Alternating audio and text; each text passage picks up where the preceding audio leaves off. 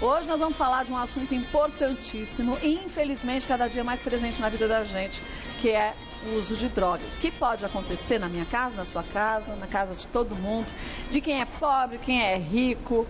Acho que com a droga não tem essa de classe social e este está protegido. Ninguém está protegido hoje em dia. E a gente vai abordar esse tema, gente, acima de tudo para alertar você jovem que está assistindo a gente, você adulto, porque os adultos também podem não ter usado nunca uma droga, mas de repente resolvem partir para essa. O que pode acontecer? A gente vai mostrar 2 casos de sucesso aqui, mas a gente sabe o quanto que tem casos de pessoas que não conseguem abandonar. Vamos ver a matéria? Olha lá. Praticamente todos os anos, enredos de novelas e séries abordam um assunto polêmico e delicado, as drogas.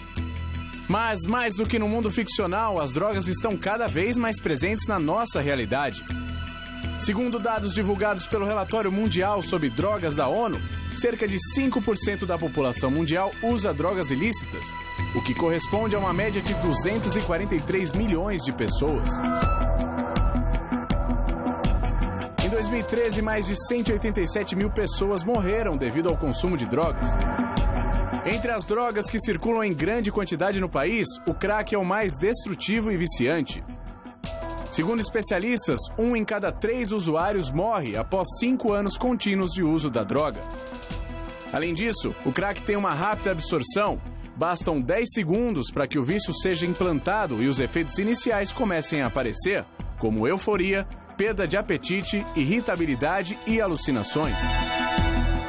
A dependência do crack muitas vezes leva os usuários ao crime. 1 em cada 9 usuários rouba para sustentar o seu vício.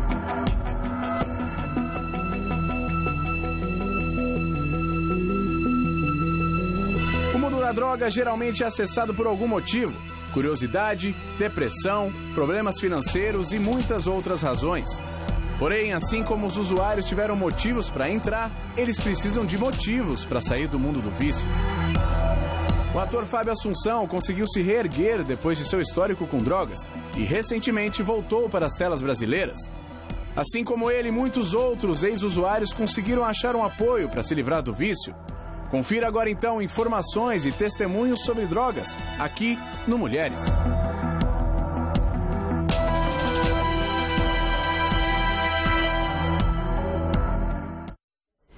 Olha, você viu só? Estava bem no nosso GC. Nos últimos anos, as drogas ficaram muito mais potentes, mas muito mais baratas também. Então, o problema é que as nossas mães tinham de falar, vou controlar o dinheiro do lanche, porque a droga era cara. Hoje em dia não é assim que funciona, não. Então, a gente tem que ter atenção redobrada e falar cada vez mais com as pessoas que a gente ama. Vou lá para a gente conversar sobre esse assunto. Vamos falar de alguns casos de pessoas que conseguiram sair dessa situação tão dramática, tão triste. Vamos conversar com o Dr. Bernardo também, que é advogado criminalista. E eu acho que a gente tem que começar a falar sobre drogas com os filhos da gente desde muito pequenininhos, né, doutor Bernardo? É verdade. Porque... Desde quando a gente às vezes acha que uma criança de 2, 3 anos não entende. Pode entender de um jeito diferente, mas começa a entender o que tem que ficar longe, né? Eu posso falar uma coisa muito triste? Hoje, a intenção do tráfico de entorpecentes não é mais pegar o jovem. Eles estão atacando a criança dos 8 aos 12 anos, porque ela é mais permeável, é mais fácil de você fazer a pessoa ficar viciada. É muito triste. Você sabe uma coisa que eu vi outro dia e me chocou absurdamente? Foi uma matéria que mostrava nas escolas desenho, você fala assim, desenho infantil, né? Criança de 1ª, 2ª, 3ª série, desenhando ali o que você quer ser quando crescer. Na nossa época, eu queria ser garçonete. Tinha a menina que queria ser médica, outras queriam ser aeromoça. Hoje, muitos meninos e meninas querem ser traficantes. É fato. E aí, isso é muito triste, que você fala, gente, como uma criança de 7, 8 anos, 10 anos que seja, quer ser traficante. E aí, quando perguntaram para essas crianças, por que você quer ser traficante? Ah, porque tem sucesso. Os meninos diziam, porque tem muita mulher, porque tem dinheiro, porque tem fama, porque aparece na televisão. Aí você fala, a gente está numa escala de valores, olha, arrepia, tão invertida, que o que as pessoas escondiam hoje em dia, elas falam com orgulho. É muito triste. É triste demais isso. A situação é complicada. Deixa eu começar aqui com a Antônia da Paz. Antônia, você estava me dizendo que você usou droga durante 38 anos? 38 anos. Você começou com 17? 17 anos. Com que droga? Maconha. Com maconha. É. A maconha, que tem muita gente que levanta a bandeira, que é uma droga, que na verdade faz menos mal que o cigarro e coisas do tipo, né? E você começou a usar a maconha por quê? Companhia, as amigas. Companhia? É. Amigos que usavam. Amigo, né? Bom, né? Experimenta. Ah, mas ontem não foi bom, hoje vai ser, experimenta de novo, né? E aí você ficou viciada? Fiquei viciada, aí deram outra droga, né? Que era Perventin injetável. Era o quê? Perventin, se chamava Perventin, ampola. Nem conheço isso, Perventinho? Isso foi em 68. 68. E era uma droga injetável. Injetável. Ah, injetável? Era. Você usou também? Usei. Depois veio a cocaína. Depois veio a cocaína. É. E aí tem gente que diz que usa cocaína e depois tem que usar a maconha para desacelerar, é isso, né? Você continuou com a maconha e foi associando. Aí foi os três, né? Cocaína, o Perventin, né? Depois a cocaína, maconha, Perventin, depois o crack. Você chegou no crack? O último estágio, graças a Deus, foi o crack. Você tem 5 filhos? 5 filhos. Há quanto tempo que você está livre das drogas? Vai fazer 9 anos. 9 anos. 9 anos.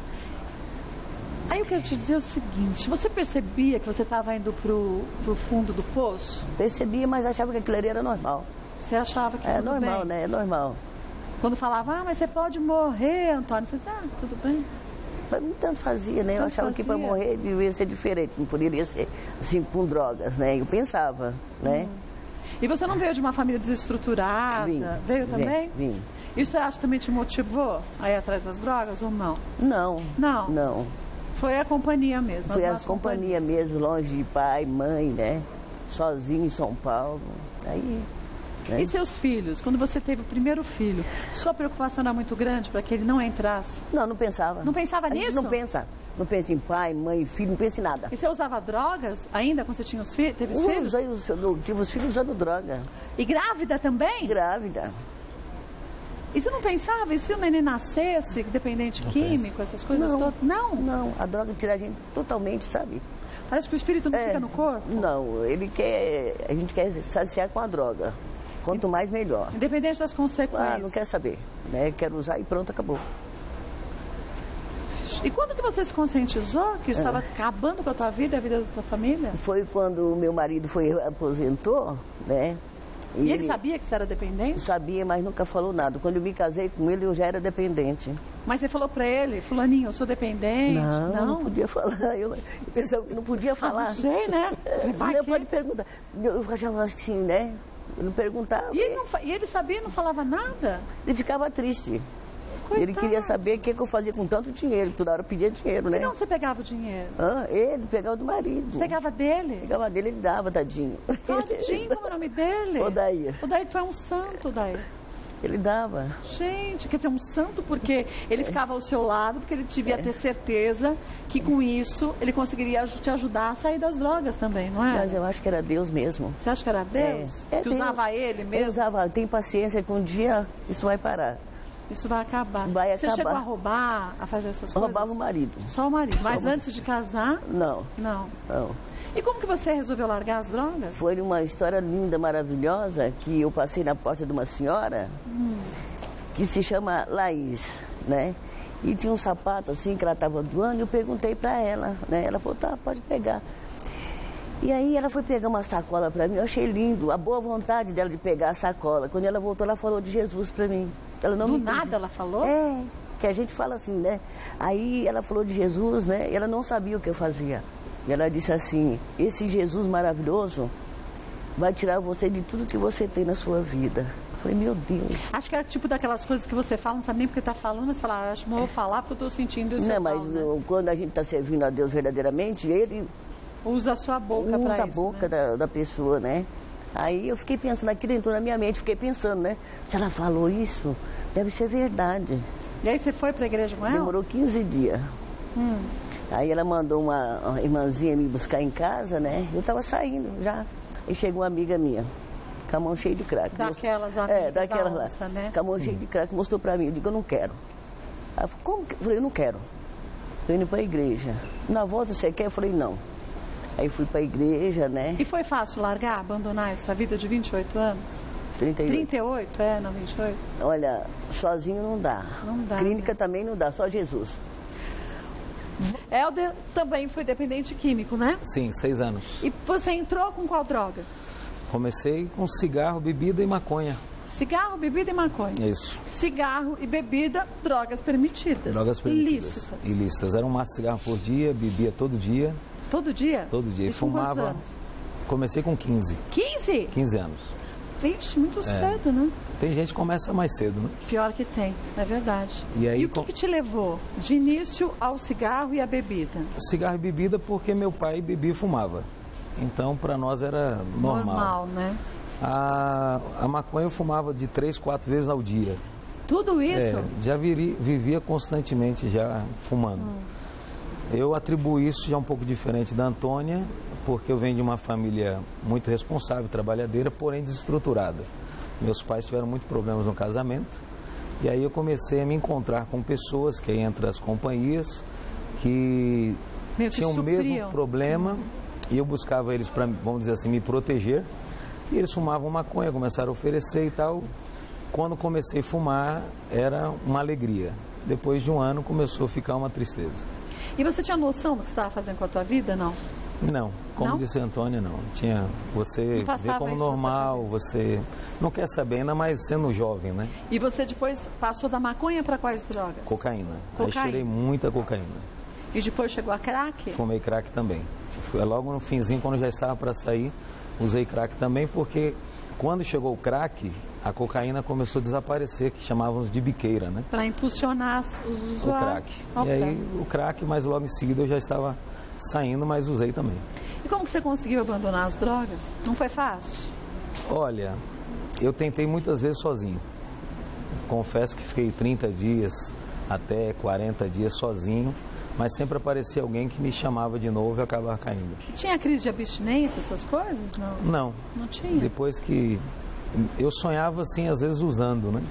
Mas crise eu não tive nenhuma. E aqueles amigos que você tinha contato antes, voltavam, ofereciam a droga de novo, você entrava nesse bar? Muitos ofereciam, voltava, porque acabava se encontrando num lugar em outro, né? E eu acabava voltando novamente. Alguns hoje nem vivos estão mais, né? Outros também conseguiram se recuperar. E como que você saiu dessa situação? Um dia eu acordei, né, no fundo do poço, já tinha perdido praticamente tudo, né? Para sustentar meu vício, aonde eu trabalhava já não comportava mais, eu vendia droga também. Ah, você chegou a ser traficante? Cheguei não traficante, mas eu comprava em pequenas quantidades e saía vendendo. Então, um dia eu acordei, minha noiva na época, que hoje é minha esposa, né? Nós temos 2 filhas desse casamento. E eu disse para ela, preciso buscar uma fé, preciso buscar uma igreja. E ela me fez um convite de ir numa igreja, por sua vez evangélica, eu acabei indo. Não foi fácil ir, foi mais difícil ir na igreja do que usar droga. E quando eu fui, foi assim, um milagre, na realidade, porque de um dia para o outro eu parei com tudo. Então, gente, eu acho que a gente tem aqui 2 histórias tristes, não adianta a gente dizer que não, vitoriosas depois, mas 38 anos usando drogas, 6 anos, conseguiram sair, mas o Dr. Bernardo sabe de histórias de pessoas que não tiveram essa mesma sorte que o Helder e a Antônia, né? Primeiro, quero te agradecer a oportunidade, você abrir o programa para falar sobre esse mal, que é o mal do século. Esse é. As famílias estão sendo dizimadas. Eu pude viver bem e evidenciar, porque eu sou advogado criminalista do Tribunal do Júri por mais de 36 anos. E durante esse período, é comum, você quando vai fazer a defesa de uma pessoa, você acompanha a família. Eu vi muita família boa se degradar, se acabar. Mas a família é tão doente quanto dependente, né? Tanto. E bastante. E é problemático, porque normalmente o dependente ele acaba com a família pelo problema. Nem tem essa noção, mas acaba, né? E as drogas é um problema seríssimo. As drogas normalmente elas se iniciam pelas más companhias e pela bebida alcoólica. Esse é o começo de tudo que acontece. O passo seguinte, a pessoa começa a experimentar essa droga ou aquela droga, aí é uma variante muito grande. E o triste da pessoa é que essa pessoa vai acabar, ela vai se matar, a vida dela será curta. E cada pessoa reage à droga de uma forma diferente? Sim, elas reagem. Quer dizer, para algumas pessoas se usa crack, que se consegue sair para outras não tem saída, não. E aí a gente sabe quanto que a genética, a hereditariedade, isso também conta, existe né? o ambiente, existe o círculo de amizade, que é um dos maiores condutores. Você entra nas drogas porque teus amigos, aqueles que são importantes para você, começam, escuta, vamos experimentar, é muito legal, não sei o que, e você começa a enveredar. Normalmente começa pela maconha. E a maconha, se for falar maconha de hoje, nada tem a ver com aquela maconha de 1970. Ela é 20 vezes mais forte, até mais, no mínimo, né? Até mais. Porque aquela maconha que a turma chamava de baseado, que era aquele cigarrinho confeccionado pelo próprio viciado, que todo mundo dizia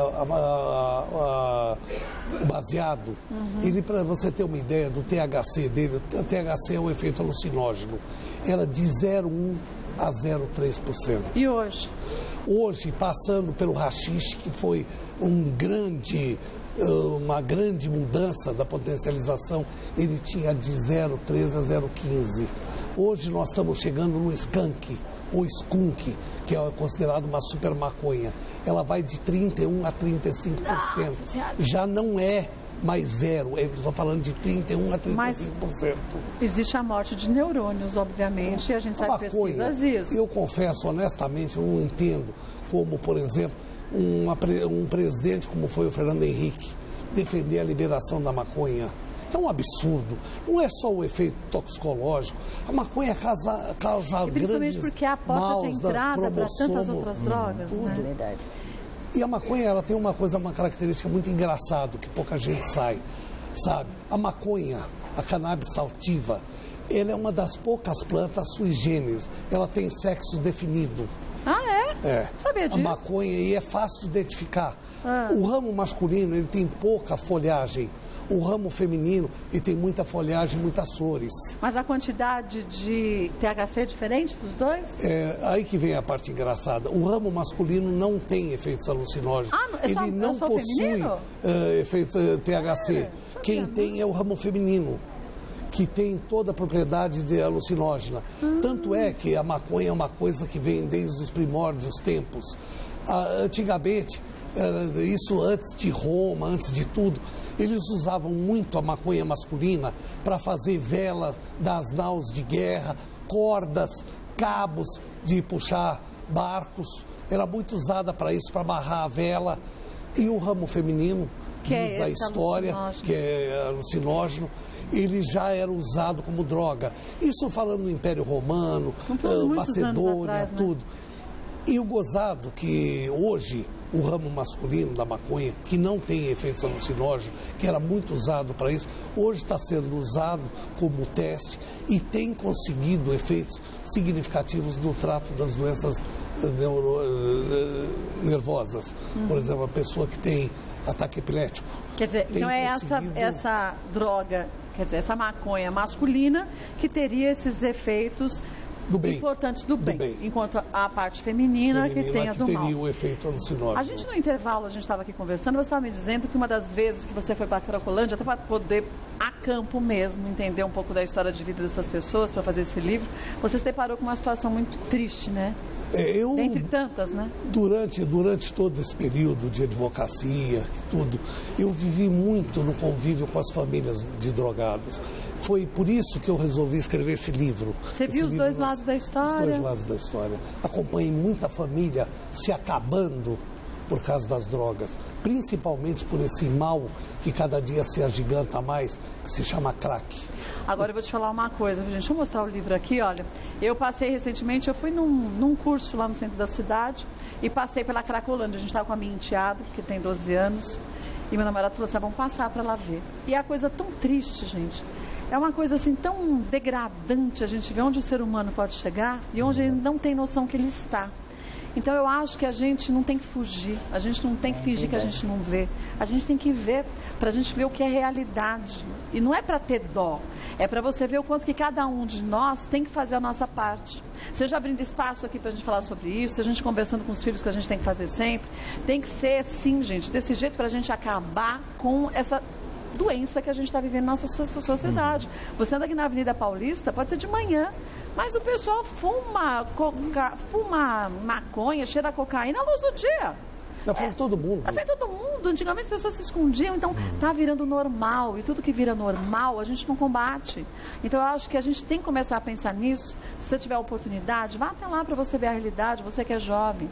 Aí você se imagina se você quer estar daquele jeito, ou se você quer ter uma vida muito brilhante com o que você pode. Eu vim de uma família que meus pais se separaram. E a gente podia ter 1000 motivos também para a gente buscar isso. Eu comentava com eles. Eu nunca fumei nem bebi, porque eu tinha dependente químico na família e tinha alcoólatra também. Então não sei se era a razão ou se era a genética que falava ficar longe. Mas a gente tem que estar isso, tem que ficar pensando e atento para a gente ficar longe, gente. E falar isso para os filhos também é importante. Então eu queria agradecer demais, principalmente vocês dois, que não tiveram vergonha de mostrar o rosto, não. Eu acho que vocês são dois vitoriosos. Eu acho que vocês têm muito que se orgulhar. Mas eu acho que vocês têm muito exemplo para passar para muita gente, que é uma situação que tenho certeza que vocês não querem voltar. Então, que esse jovem não tem que entrar, né, Antônia? Não tem. Diz não. Diga não, diga muito melhor, não, né? É mais fácil dizer não do que sim, né? Diga não para esse amigo, que na verdade de amigo não tem nada, né? Que é te oferecer o fim, né? Queria agradecer a Antônia da Paz, agradecer o Helder também. Obrigado por vocês terem vindo. Agradecer o Dr. Bernardo, mostrar mais uma vez o livro, gente. Lembrar drogas, o início do fim. A gente trouxe 2 histórias vitoriosas de pessoas que saíram das drogas, mas a gente teria aqui, infelizmente, milhões de histórias tristes de pessoas que não conseguiram e continuam lá, perambulando. Feito Walking Dead, que a gente pode achar legal a série, mas na vida real isso de legal não tem nada não, viu? Não. Lembrar também, eu vou passar os contatos do Dr. Bernardo, jurídico@bernardocamposcarvalho.com.br.